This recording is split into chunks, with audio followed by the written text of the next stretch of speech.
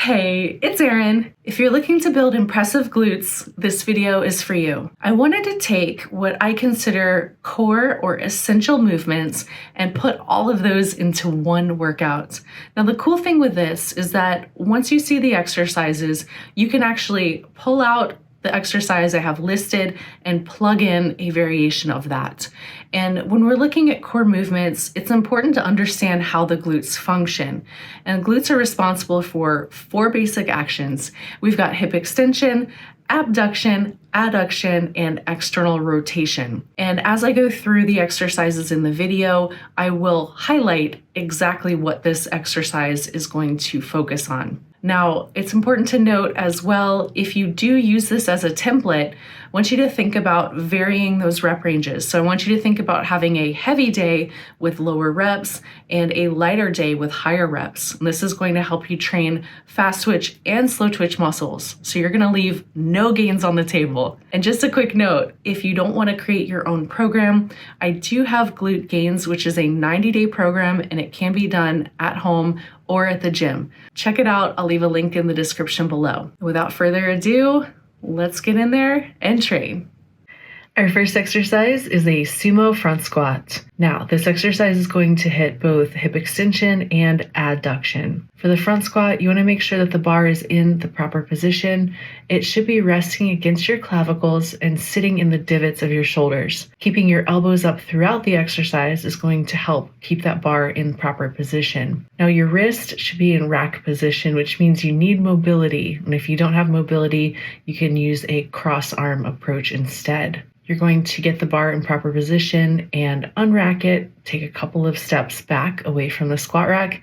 If you're lifting heavy, make sure you're inside the cage with the safeties up. Feet are going to be about 1.5 times shoulder width, and you're going to turn your toes out and knees should go out. Knees always follow the direction of the toes. As you descend, think about keeping your upper body nice and tall, and also think about trying to keep your glutes under you as much as possible. So you don't want to kind of bend like a taco. You want to keep your upper body upright and you want to really control this motion. As you descend, think about pushing your knees out.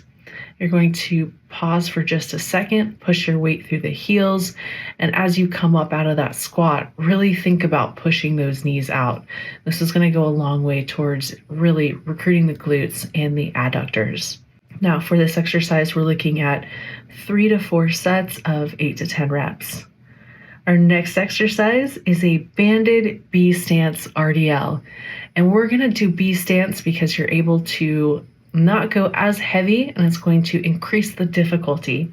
The band is going to help accentuate that hip extension. Now, you want to have the band right at about hip height, a little bit lower, and depending on the tension of the band, you can either step into it or you can use both loops and use that as the resistance.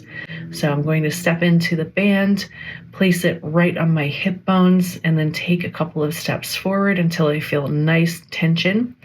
Now, as you grab the bar, you can kind of adjust as you go to gauge that tension. Now with B stance, I like to start with that non-dominant side first and let that dictate the number of reps I'm doing on the dominant side. And for the stance itself, you want to make sure that your working leg, your foot is flat on the floor, and the non-working leg, or the kickstand, if you will, you want the ball of that foot to be right next to the arch of that working foot. And you're going to start in the standing position, overhand grip, about shoulder width apart. And as you descend, you're going to think about using your hips as the hinge. Keep your back flat, keep your spine neutral, and allow the band to almost pull you backwards. And as you descend, really think about using your glutes, and your hamstrings are going to feel that just a little bit. And as you come up, you're simultaneously pulling against the weight and also pulling against the resistance of the band. So you get a really nice squeeze at the top of the exercise as well. Now, when you switch sides, make sure that you're performing the exercise exactly the same from right to left. So keep those hips nice and square. Make sure that you're using that overhand grip. Make sure that your foot position is the same. 3 to 4 sets here of 8 to 12 reps per leg. Next exercise is the front foot elevated split squat. Now we are elevating that front foot, working on hip extension for this exercise as well. And the reason we're elevating that front foot is so we're getting that upper leg below parallel, which increases that range of motion, which also increases glute recruitment or glute activation. So you're going to get a really good stretch here, a loaded stretch, and it's going to go a long way towards hypertrophy. What you want to do is you want to place that working leg on the plates, and you want the weight to be pushed through the heel.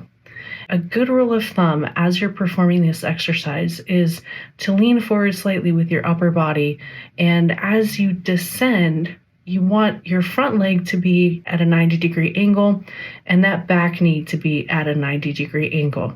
Your back leg is simply there to assist if needed. So you really want to think about doing all the work with that elevated front leg. Really think about recruiting that glute on that working leg. Now, same thing as with the B stance RDL.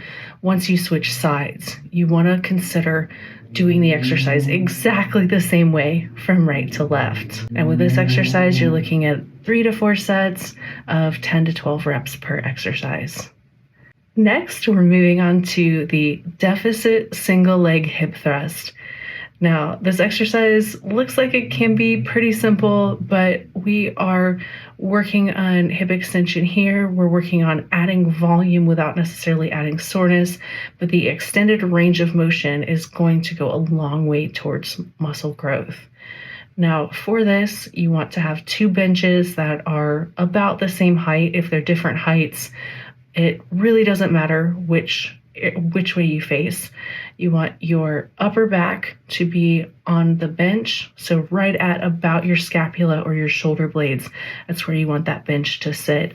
And then you want the heel of the working leg to be on the other bench. If you feel this exercise in your hamstrings or in your single hamstring, the bench is too far away and you want to move it closer. If you're using a dumbbell, you want to place that dumbbell right over the hip bone. So not right on top of it, but in that general area in a spot that is somewhat comfortable. I would recommend starting out with body weight on this exercise because it's a toughie. Now, as you begin the exercise, weight is pushed through the heel and that other leg is simply immobilized. You don't want to kick up with it. You don't want to use momentum at all.